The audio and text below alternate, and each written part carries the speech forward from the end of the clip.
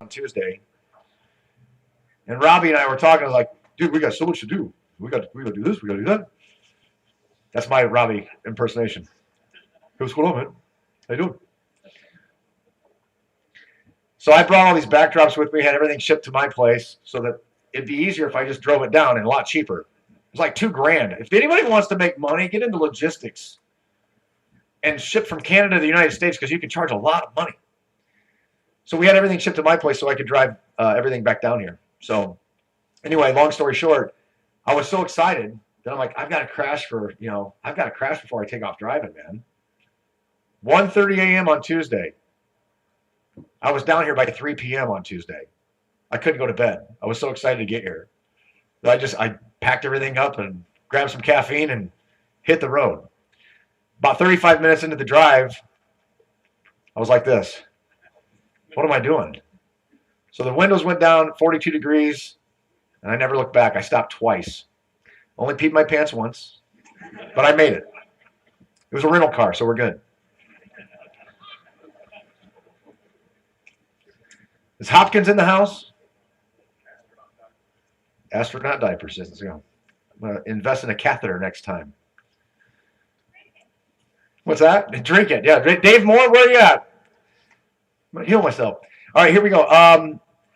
This guy, very, very just crucial in so many videos and learning. And once again, it goes back to this common denominator that we all have this thing now that we just can't shut this off. We want to learn. We want to learn. We want to learn.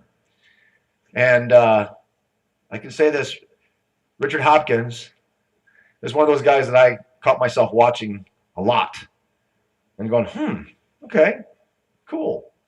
Plus his name was catchy. I do marketing. So when somebody has something that rhymes, I love it, especially when it makes sense. And I can't say enough about this guy. So I won't. I'll let him do his thing. But Richard Hopkins is also known as Mr. Thrive and Survive. So come on out, Richard. Here we go. I can't wait. If he's here, where'd he go?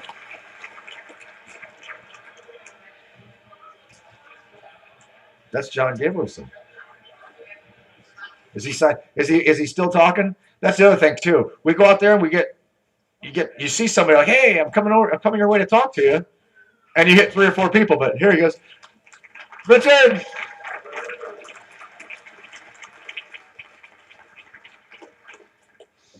Thanks, Rich. Thanks, Rich. Howdy, everyone. People everywhere, huh? Well, it's good to see everybody here in Raleigh. I've been looking forward to this for quite a while. And I was going to have this nice high-tech presentation for you. And I got on the plane and rewrote my whole thing. So the reason for that is I think we've come to a part where we have to realize that you guys in the audience are the next phase of this movement, if that's what you want to call it. There's been, a few dozen people, generally speaking, who have been online, YouTube, Facebook, whatever, who have done videos and some work and things like that. But for the most part, we're individuals working separately. And if anybody has ever been, for example, in a business or other group session where you get 4 or 5 or even more people together, or even just 2, and you go back and forth with different ideas and brainstorming and things like that, you suddenly become geniuses where nobody in the whole group by themselves would be a genius by themselves. And I don't think any of us are geniuses either. We just decided to look. So I think to keep this going, I think a lot of people can probably realize we're in sort of a transitional phase here where the brand newness of the whole flat earth idea is not quite as fresh and that new car smell anymore.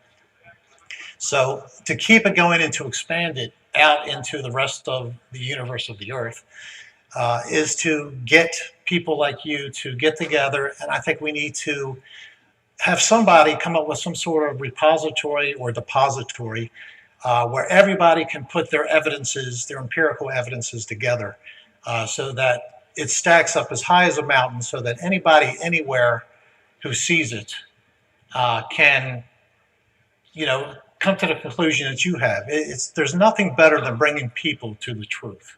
Nothing. And that's why we're so passionate about it. So what I wanted to do is I'm going to go over a whole bunch of different empirical evidences that I and others have come up with in the last couple of years. I want to start with, for the people that are not familiar with me, how I got into believing that the earth was flat, and just go from there and give you some ideas of out-of-the-box thinking that I'm talking about that will come together if you get together as a group of people to do this. And maybe those of us who have been doing this online or whatever, we can find ways to get together and have group conversations to come up with more. Now, recently, I've been involved with a group on YouTube called the Sun and Moon Group. It's very small. There's only a couple thousand people that are subscribed to it. But there's some real genius in the group and what comes together when people combine their forces together. So that's the sort of the idea. But let's go down some of the things that led me to where I am today and hopefully where we can lead others.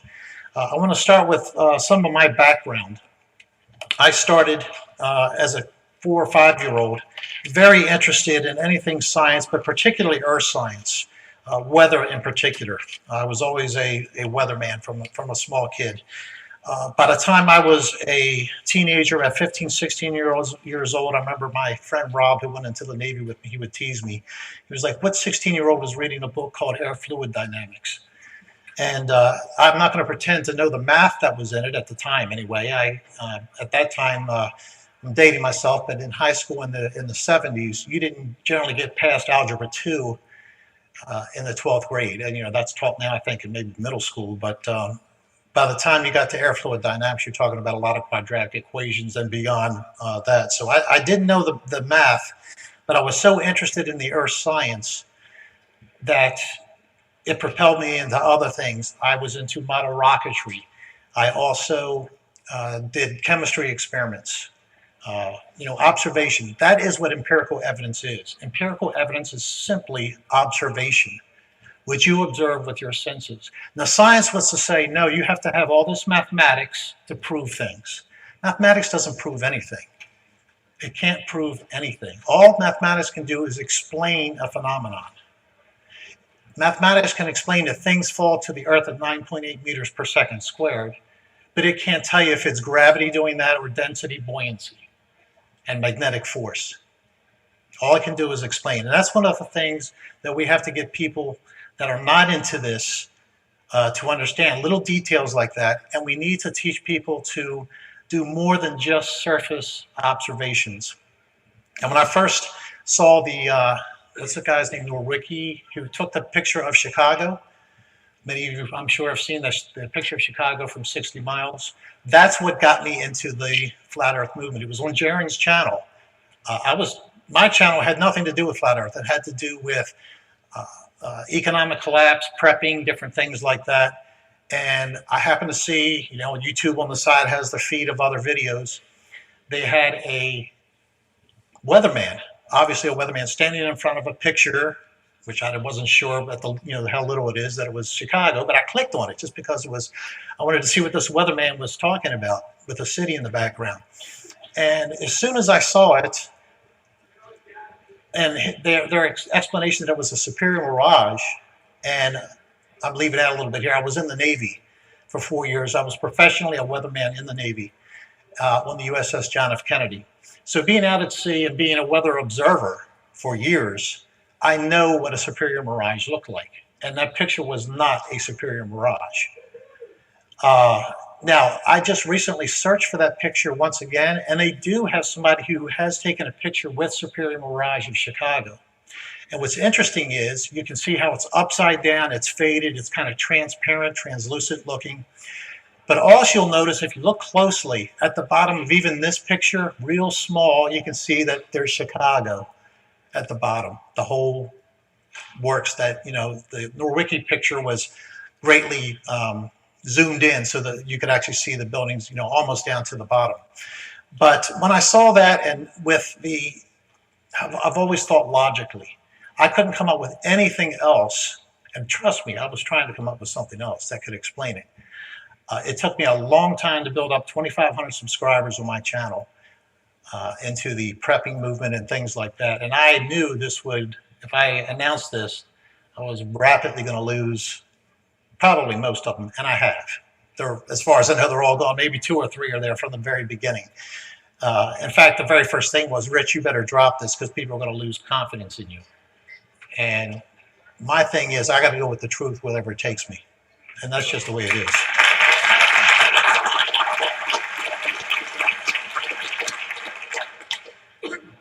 Now, unfortunately, I'm a little ashamed that I didn't come to Flat Earth through the Bible, because I thought I really knew the Bible well.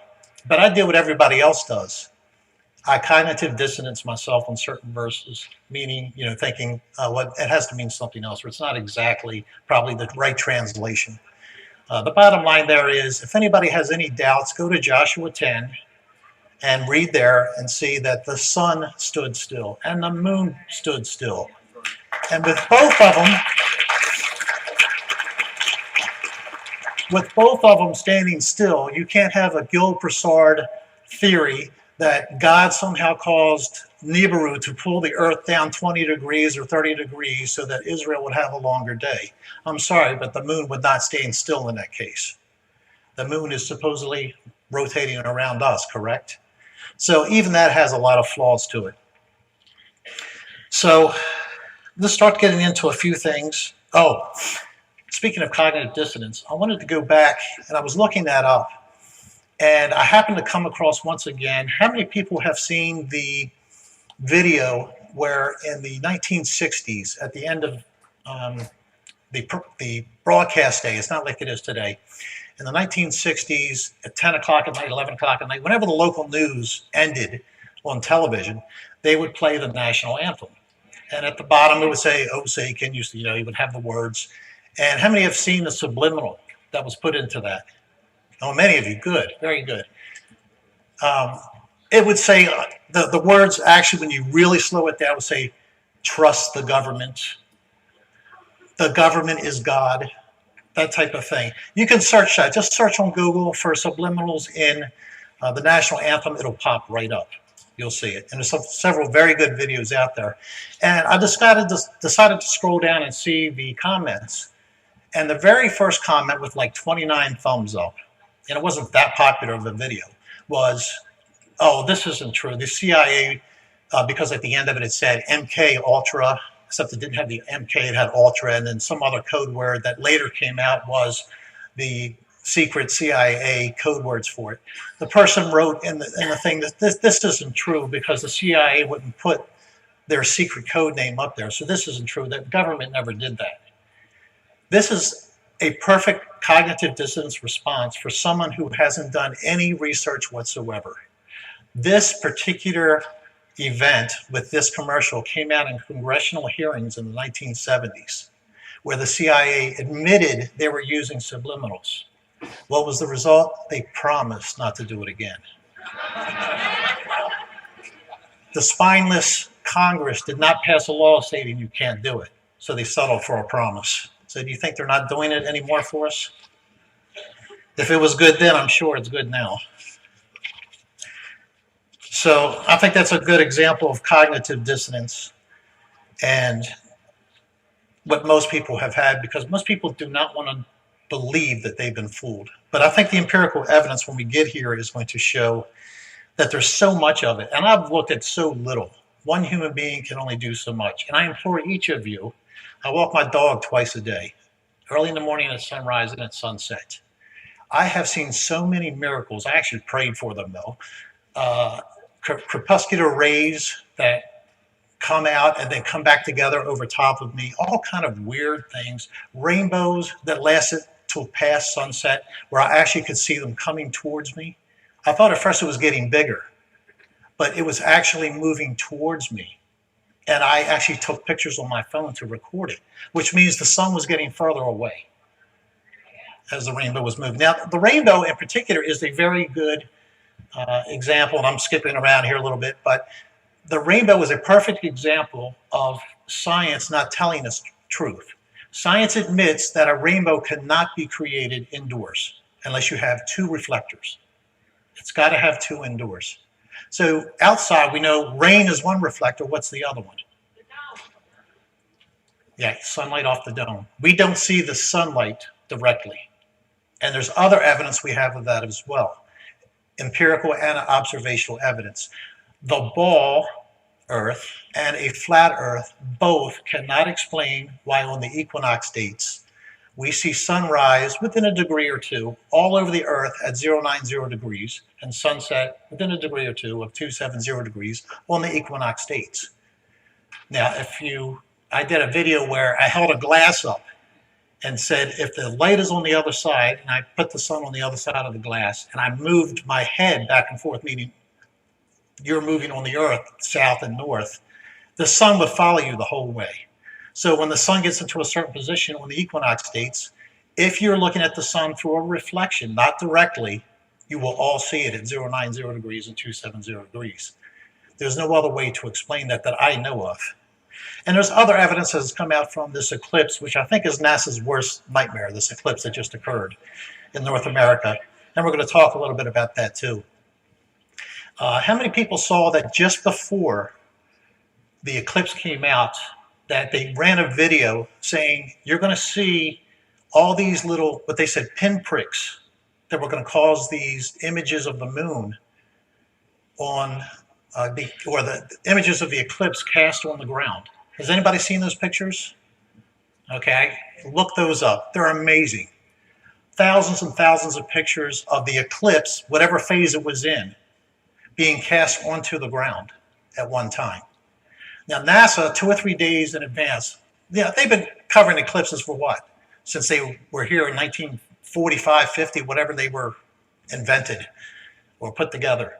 And we've never heard this. But what they realized this time was now we have P900s, which is Flat Earth's greatest tool. We have P900s, and they know people were going to be observing this. And there's enough people out there now questioning the official narrative to where we would notice it. So they tried to get out in front of that. And they said, well, it's just little pinpricks. Well, there's a couple problems they have with that. And those are, some of them stack one on top of the other. And where they stack, they're brighter. Not all of them are at the same angle. Some of them are slightly off one way or the other. So pinpricks through leaves, which is what they said cause it, will not cause that. Observations from balloons that were in the air, 75,000 feet at the time of the eclipse, showed orbs in front of the sun that were doing the exact same thing. They were overlapping one another. They would cause like Vesica Pisces type of overlaps and stacks. Those exact same things, empirical evidence would tell you that at least there's a chance that is what's being cast to the Earth. Pinholes don't explain it. So let's take a look at some of these things here. Oh, the other thing too is, how many people have heard it's settled science? And how many, the Earth is a spinning ball. It's been settled for 400, 500 years. Our science, we have to look at everything, guys. Everything is a lie. Someone on the Sun and Moon group did a search online and found a newspaper article. I think it's 1903. I could be a couple years off, but circa 1900 in England. And in the newspaper, a person, in fact, let me actually read it to you. Schools of Portsmouth in the Kingdom of England, this is a quote now, have been teaching the damnable and heretical doctrine that the Earth is a sphere. So this is 1903. They're teaching a heretical doctrine that the Earth is a sphere in England. They go on to say it's called seditious and treasonous doctrine. The person's name, a taxpayer, we all pay taxes for the schools, right? Ebenezer Breach was his name, a taxpayer, called attention to the matter.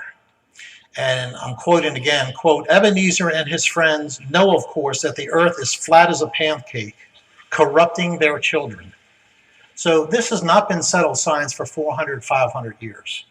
It's been being taught in schools in the last 100 years. Now, we all know that we have revisionist scientists, we have those too, don't we? We have revisionist science history with the Vietnam War, for example, the Gulf of Tonkin incident. Conspiracy theorists say it was a Gulf of Tonkin incident. Of course, 25 years later, when nobody cares, the truth comes out. That's what it was that caused the Vietnam War. It was a setup. And I could go on and on, but that's not what we're talking about here. So anyway, the Chicago picture forced me to go into the scientific method once again. Now, I'm not going to teach elementary school science, but let me give a little refresher. You basically have to start with a hypothesis. The hypothesis here is the Earth is a round spinning ball. But then you have a problem. If a problem arises with your law, your theory, whatever it is, then you have to explore and test and see if it holds up to the scrutiny. Well, the problem is with the picture, it appears that we saw way too much of Chicago for the Earth to be flat. I mean, for it to be a sphere. So the next step in the scientific method is to collect empirical data and perform experiments and controls and see what comes out. Again, these are done with our senses. There's nothing magical about needing a laboratory with $50,000 or $2 million worth of material. You can go out and see things with your eyes and hands and feel things and hear things. You don't have to know that a lightning bolt was near you if you just heard a loud clap of thunder. We can make these things from science, these conclusions. And again, if any contradiction to the evidence is found, that we need to change the law, theory, or theorem that science has come up with. Let's talk about gravity for a second. Gravity is the magic pill, isn't it? Why do they not want to get rid of it? Well, let's look at a couple of things with gravity first. Is there any exceptions to the rule? Gravity says that all things are attracted towards the center of the Earth, except for smoke, except for clouds, except for hot air balloons, except for helium, and on and on and on. Why does gravity not work with a wooden ship on the ocean? It's buoyancy and density. Why do things attract to the Earth? I personally believe, and we're getting into this in some of the advanced talks, that we need to look at everything as more a Tesla type of system than Einstein system.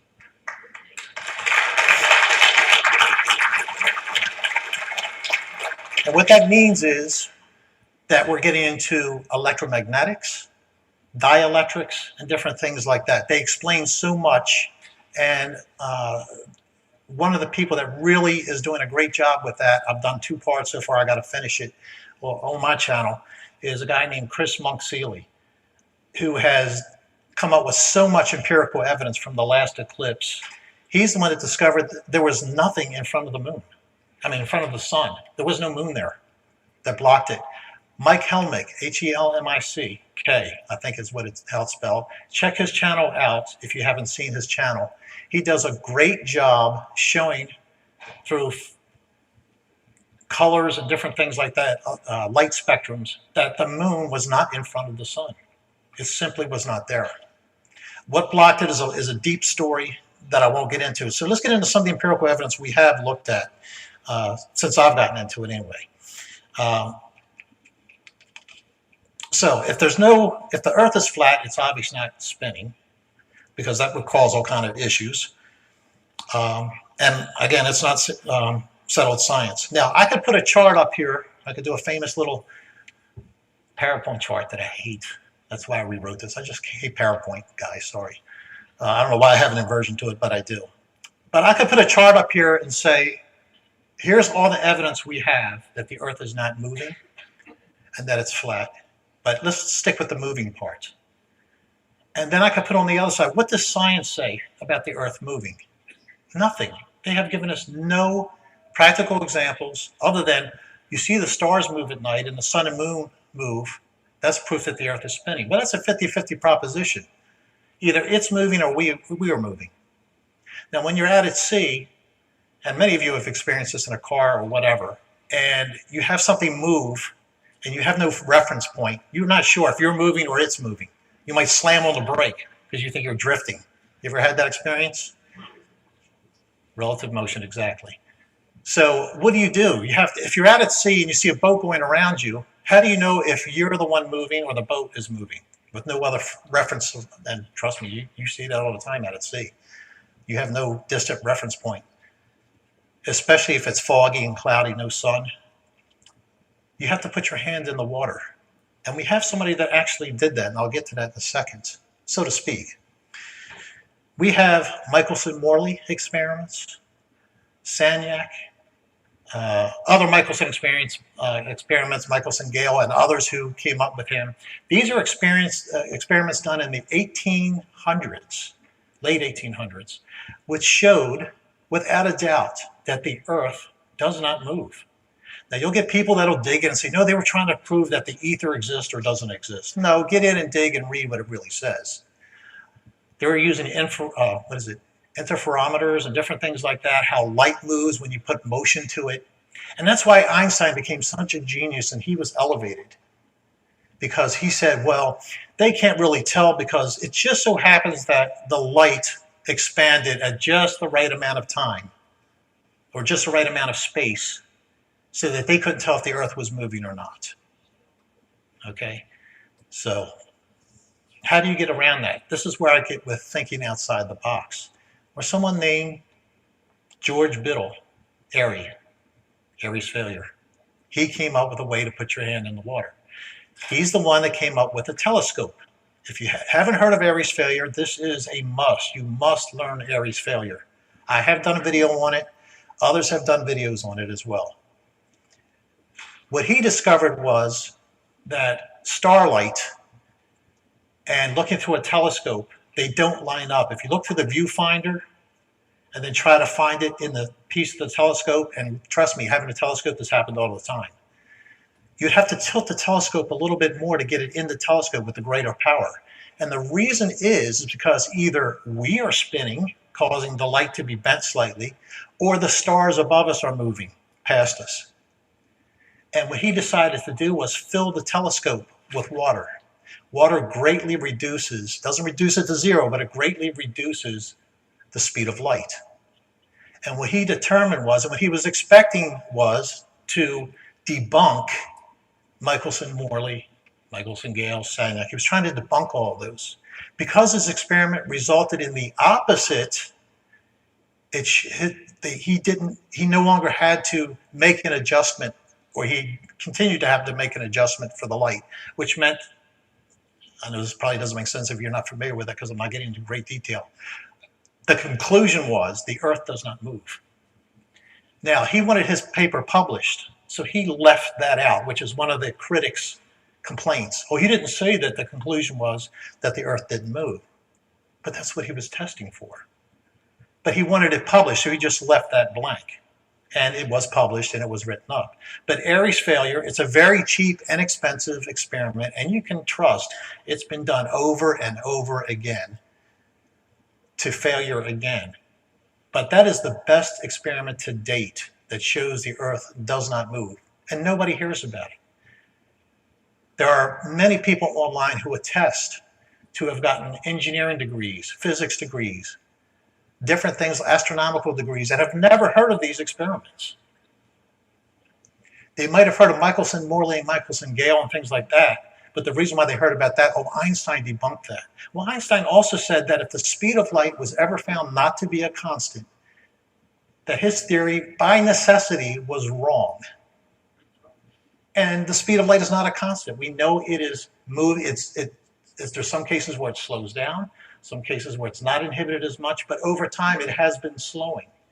By Einstein's own definition, his theory is bunk. And yet that's what we're told today. It's Einstein, Einstein, Einstein. Because just like gravity, it's the magic bullet. It gets rid of the other experiments that people have done with light.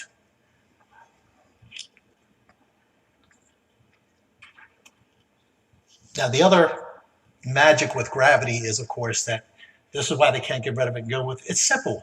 Go with density, buoyancy, and magnetic attraction. It explains everything. What do we get? We get Neil deGrasse Tyson coming out with a microphone and dropping it. And that's settled science to prove that that's gravity. Please. Is it what we pay people hundreds of thousands a year to do? Drop microphones? All right, so we got the problems with cosmology, two of them. If we don't spin, if we're flat, we definitely don't spin. The other proof we have that we're a ball, I have to give them credit, is all the pictures, what, 8 or 9 of them, of the Earth, that they admit are CGI, and no two are a match. I did one video where I actually took the width of Florida and made that my measuring stick, and found out, I think it was 7 widths of Florida to get to the western edge of the Gulf of Mexico, from the western edge of Florida to the eastern edge of the Gulf of Mexico. It took 7 widths of Florida in that picture. In the next picture, I think it took 4.5. So the Gulf of Mexico dry up and shrink, the Florida moved west. And we're just supposed to believe that even though it's CGI, and we have to do it that way, isn't that what they said? By necessity, we have to do it that way. We're supposed to believe that America expands and contracts at about a 40% rate over years. But this is what we get. And nobody in the mainstream questions it because of cognitive dissonance, which is what we need to change.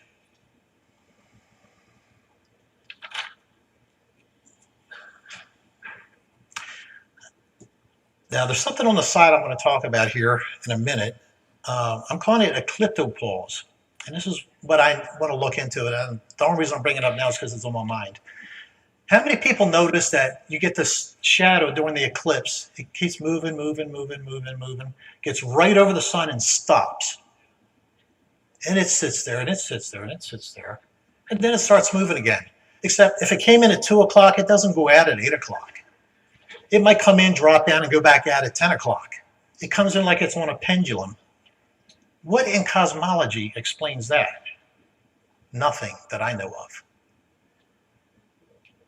Another interesting thing about the eclipse is that in Arizona, Phoenix, where I'm at, the eclipse basically did come in from the top left and move down to the bottom right.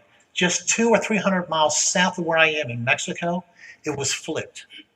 And there's video of it. It came in the other way. How is that possible? I don't know a way to explain it. I really don't. But these are things we need to look in, and these are like anecdotal little things to throw in over the side.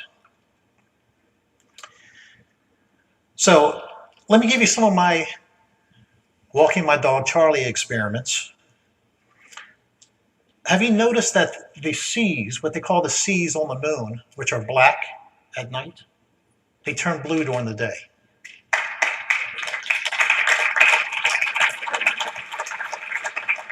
How is that possible? Not only that, but when you have a waning moon, and this happens a lot when my dog gets me up about 5 a.m., right at sunrise, you go out and you see the moon, it's still close to full, but it's setting. And the sun comes up, and by the end of the walk, I can barely see the moon because it has faded. It becomes transparent. I saw actually a time-lapse video, I meant to capture it, but I missed it, of someone who actually showed that. It showed a nice solid moon, but as it went and the sun was coming up, it faded more and more and more until you just couldn't see it anymore. And it was still obviously in the sky. It hadn't reached sunset point. Weird stuff that we need to look at. So it does become transparent, or it appears to be transparent or translucent at times. Here's another thing I brought up recently. I started noticing light and shadow because the heat in Arizona forces your walks at sunrise and sunset. And I started noticing that colors can be seen still after sunset for quite a while, even to the point where you can barely see your shadow. You can still make out certain bright greens and reds and things like that. But moonlight at night, even when it's much brighter, when there's a very sharp, defined shadow, I can't see colors anywhere. There are no colors to be found. It's got to be a different light. It can't be just a reflection of the sun. We know that if you take color spectrography, hope I'm saying that right, images of the moon, it falls into the silver spectrum, which is blue. It comes from the blue spectrum. It's silver light coming from the blue spectrum. The sun is yellow, coming from the red spectrum. How is it a reflection? We also have many people, including myself, who have done experiments that I say the moon actually cools, but at worst, it doesn't heat a damn thing. Okay, it just doesn't. One of there's a couple out of the box things with that. I did an experiment that I didn't even realize the video would become that famous, but it was on different news sites where it was the first one I did where I laid a simple wallet out, a black wallet.